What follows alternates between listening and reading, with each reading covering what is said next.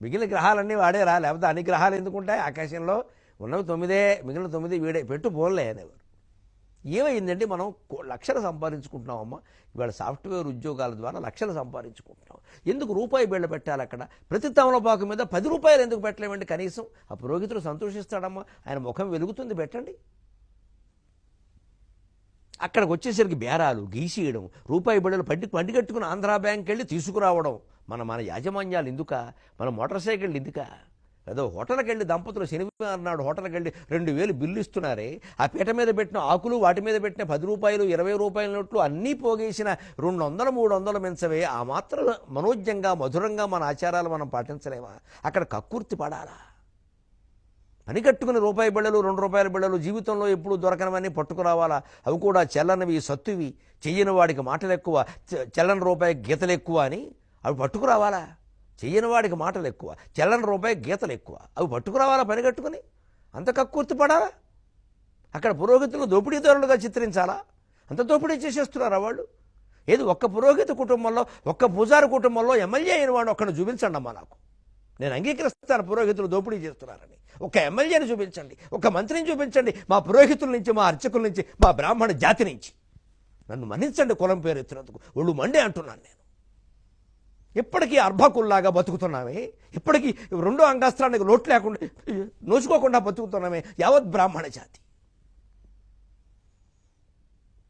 ఎవడండి మాలో ఎమ్మెల్యేలు మంత్రులు ఎంతమంది ఉన్నారండి? ఎవడండి కోట్లు సంపాదించుకున్నవాడు? ఎందుకంటే ఒక వర్గాన్ని మొత్తం దోపిడీ వర్గం కింద చిత్రిస్తున్నారు.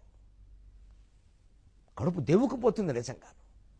కులాభిమానంతో మాట్లాడడం కాదమ్మా, వాళ్ళు మనుషులే, వాళ్ళు మంత్రాలు చదువుకున్నారు, వాళ్ళు ఏం లోకాన్ని దోచుకోవడం లేదు. మీకు విశ్వాసం లేకపోతే వాళ్ళని పిలవకండి. విశ్వాసం ఉంచి పిలిచినప్పుడు విశ్వామిత్రులతో సమానంగా, వశిష్ఠులతో సమానంగా గౌరవించాల్సింది. తేడా రాకూడదు. తేడా ఏదైనా ఉంటే వాళ్ళకే జరుగుతుందా నష్టం, మనం చెప్పక్కర్లేదు. కానీ వాళ్ళని అవమానించకూడదు, నిలబెట్టి మాట్లాడకూడదు. బ్రాహ్మణ్ణి ముందు కూర్చోమనండి. యజమాని కూర్చోవడం కంటే ముందు ఆయన కూర్చోవడం ముఖ్యం. ఆయన వశిష్ఠుడు, ఆయన కూర్చోవాలి. గుమ్మంలో నిలబెట్టి మాట్లాడతారా బ్రాహ్మణ్ణి? అదే గౌరవం. ఆ బాపనాడు వచ్చాడు ఏదో ఇచ్చి పంపించాడు, ముష్టివాడమ్మా ఆయన. వాళ్ళు ముఖ్యమంత్రుల చేతం బ్రాహ్మణుల గౌరవాన్ని గుర్తిస్తున్నారు, మనం గుర్తించకపోతే అలాగా? గుర్తించాలి, గౌరవించాలి. బ్రాహ్మణ భక్తియు, పరిహిత రక్తియు, నిర్మల మతియును, నీతి రతియు విరాట పర్వంలో చెబుతాడు. వాళ్ళని ఎందుకు కురుస్తాయంటే ఎక్కడ బ్రాహ్మణ భక్తి ఉంటుందో, ఎక్కడ పరహితం ఇతరులకు మేలు చేయడం మీద రక్తి ఉంటుందో, ఎక్కడ నిర్మల మతి, నిర్మలమైన మనస్సు ఉంటుందో, మనుషులకి నీతి యందు ఆసక్తి ఉంటుందో అక్కడ వానలు కురుస్తాయని చెప్పాడు. విరాట పర్వం పద్యాలు చెబితే వానలు కురుస్తాయని కాదు, ఇటువంటి మనుషులు ఉన్న చోట్ల వానలు కురుస్తాయి. బ్రాహ్మణ భక్తి, పరహిత రక్తి రెండు కలిపి చెప్పాడు తిక్కన గారు. వ్యాసుడు చెప్పిన మాట చెప్పాడు. ఆయన స్వార్థంతో తిక్కన బ్రాహ్మడు కాబట్టి చెప్పలేదు. భగవంతుడు యందు అచంచల విశ్వాసాన్ని కలిగిస్తున్నారు మన పురోహితులు, మన అర్చకులు. వాళ్ళు ఎలా గౌరవించాలి మనం? వాళ్ళని నిలబెట్టి ఎలా మాట్లాడతాం అసలు? వాళ్ళ ప్రవర్తనలో దోషం ఉంటే పరమేశ్వరుడు చూసుకుంటాడండి. కానీ ఆచార సంప్రదాయాలు ఎప్పటికీ అర్చకుల వల్ల, పురోహితుల వల్లే నిలబడుతున్నాయి.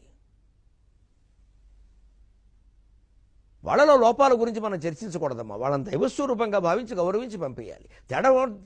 తేడా ఉంటే అమ్మవారు చూసుకుంటే వాడికి ఉండే వాతలు వాడుకుంటాయి, వాడి కర్మ వాడిది, మనం ఎందుకు మాట్లాడాలి? అంచేత శిష్టుల్ని ఇష్టపడుతుంది అంటే ఆచార సంప్రదాయాన్ని గౌరవించే వాళ్ళనే అమ్మవారు ఇష్టపడుతుంది. అందుకు ఇవాళ ప్రధాన సాధనంగా ఉన్నారు పురోహిత వర్గం మొత్తం. వాళ్ళని గౌరవించి తీరాల్సిందే.